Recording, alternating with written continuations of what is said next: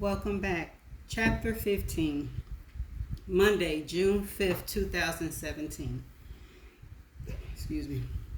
The conference room was full by 9 o'clock on Monday morning.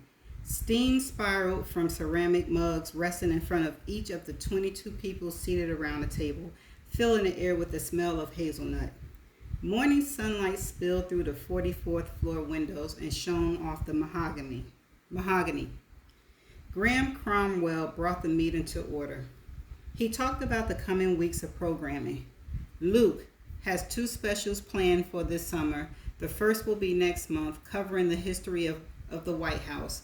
We've confirmed the president's participation with one pre-recorded interview, as well as a personal walkthrough of the Oval Office. This, obvious, is a huge honor and speaks to Luke's influence. It's not just the current president, Graham. Over the weekend, my producer confirmed that the previous two presidents have also agreed to participate in the special. We'll interview them at their private residence. I'm off to Texas later in the week to conduct the first interview. Luke smiled. I mean, why stop at one if they're all on board? Really? Graham said. How did you pull that off? It's amazing, Luke said as he glanced quickly at Sydney. I hired a producer that actually gets his calls returned. Graham nodded. There was a little doubt the network had a solid star in Luke Barrington. He had been at the top of the prime time ratings for more than a decade, and this summer's 4th of July special with exclusive access to the White House was sure to keep him there. As pompous and demanding as Luke could be to his staff and producers, Graham knew he was hands-on with this White House project. Graham had seen the content summary of the proposed special, along with the White House tour, staged currently to show viewers the president's first-person journey and morning routine, from waking in the East Wing to sitting in the Oval Office. Luke had a fascinating history of the White House plan, showcasing secret tunnels, safe rooms, and vaults. It was sure to draw a large audience, and now, with interviews confirmed with two former presidents, it was sure to be a ratings giant. Impressive. We're all looking forward to it, Graham said. Marketing and promotion have already started and will pick up this week. The 4-episode special, Inside the White House, is due to premiere just ahead of the 4th of July. Anything else to add? Luke smiled and looked around the conference table. Tune in. Okay, Graham said. On to The Girl of Sugar Beach. Episode 1 aired this past Friday and drew 1.2 million viewers. Excellent start, Sydney. America is still interested in Grace of Bold. Are we classifying this as an excellent start? The Bear asked. My evening news program pulls in 8 million views each night, and she didn't even retain a quarter of my audience. I was her lead in because we thought my viewers would make the jump. We knew there would be fallout, Graham said. The demographics of the two programs don't match perfectly, so we may rethink the timing. Old people watch your show, Sydney said. We're working to generate a larger audience in the 18 to 44 demographics. I suggest you work harder then, Luke said. He looked back to Graham, and she's not finished with the investigation. So will the million viewers she managed still be interested at the end? My investigation is ongoing, which is why it's called a real-time documentary, Luke. The excitement comes from discovering things as you go along. Since it's not scripted and you can't read it off a teleprompter, I don't expect you to fully grasp the concept. This brought a few chuckles. We don't have a lot of history to go on since this is a new format, Graham said. But what history we have from other programs tell us that viewers enjoy this type of journalism since they learned about new findings at the same time or close to it as the program itself. What if, God forbid, no new findings are discovered? Luke asked in an overly dramatic tone. We have faith that Sydney knows what she's doing. Maybe so, but 1 million viewers for a debut? Their summer numbers, the comps are not against the most watched primetime dramas from spring. Comps are from the time slot June, and The Girl of Sugar Beach did well. The network has backed this program, Luke. It's a new concept for us, and we're all pleased with the opening numbers. Luke shrugged.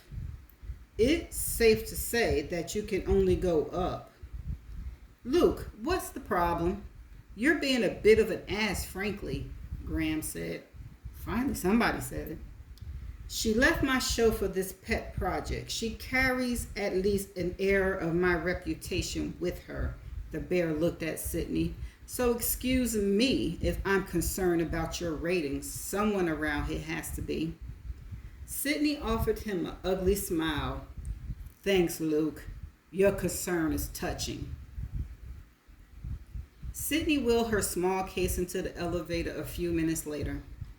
He's a serial misogynist. I know the word. Misogynist. And a complete asshole, Leslie Martin said as soon as the doors closed. She was producing The Girl on Sugar Beach with Sydney. I've got too much to do to worry about Luke Barrington, Sydney said, pressing a button for the lobby too many times and much harder than necessary. But goddamn, that man can smell blood in the water. We should call him the shark instead of the bear. He knows we were expecting higher numbers for the debut, even though Graham swore that only the production's heads knew the projections. 1.2 is great for a premiere, and we pulled in a decent share of 18 to 24 demo. They wanted 2 million as a conservative number. I'm woefully short. And they projected 2 million so that we could all jump for joy when the numbers came back higher than that. These things build with the story. Making a Murderer had 3 times the audience for the final episode than it had for the earlier ones. Same thing with Serial. This is prime time, not a subscription service and not a podcast. All that matters are the ratings. They drive advertising. Advertising drives revenue. Revenue pays the bills and keep the suits in their cushy jobs. Sydney looked up briefly and watched the elevator number decline. An omen. She blinked away and shook her head. Christ, Leslie, what if he's right?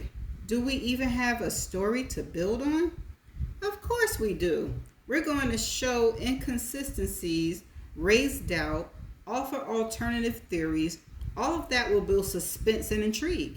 Did Making a Murderer prove Steve Avery's innocent? Did Serial prove Adnan Syed? It's not about guilt or innocence. That's the hook. But the guts would be about Grace Sabold's story. Who was she? How did this happen? People are still interested in her. We just have to tap into that interest. Forget about the bear. The network is behind you and heavily promoting it. You've got Dante Campbell on your side, and ads are running on Wake Up America. Previous episodes can be viewed online, so our audience will grow. Don't wig out on me now. I need this job. The elevator pinged as it reached the ground floor. You've got a job, don't worry about that. The doors opened and they walked into the lobby, where the tinted glass of the facade blunted the morning sun. Herds of Monday morning commuters crisscrossed on the sidewalks outside. You know he's working like a son of a bitch just to score massive ratings with his damn White House special so he can bury us, Sydney said. Probably cashed in on a bunch of favors to secure those interviews. Why do you care? Because the goddamn bear is trying to devour us, Leslie. He's trying to put together a rating tsunami to wipe The Girl of Sugar Beach off the map. So by the end of the summer, no one has ever heard of it. Or me. And then he can show everyone on his staff that when they leave to do something on their own, you end up like Sydney Ryan. Well, let's prove the blowhard wrong then. Sydney shook her head. Have you pulled the old high school footage of Grace? Yeah, Her parents turned over everything they had, hours of family video, so we should be able to pull plenty of cuts from them. Good. Did you manage to find any material on Julian? Leslie shook her head. His parents wouldn't return my calls, so all we've got are stock photos, yearbook, and limited Facebook content from 2007. Get what you can. We'll meet back here tonight to cut the draft of the next episodes. 7 works for you? Perfect. The suits will be gone by then. I'll bring wine. Leslie tapped Sydney's Starbucks cup with her own. Cheers. This thing's going to be a hit, Sid. Screw Luke Barrington. Sydney forced a smile, lifted her coffee, then wheeled her files to the curb to catch a cab. And that's the end of chapter 15.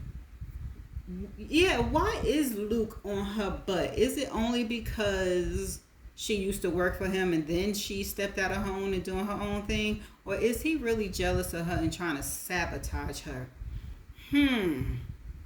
Let's see what Luke is doing. Y'all keep Luke in the back front and see what he up to. See if he like her and then he mad that she probably don't like him or something like that, you know? But anyway, that's the end of chapter 15. I don't have much to say about it. That's all my opinion that I got. And I shall see you in the next chapter. Bye.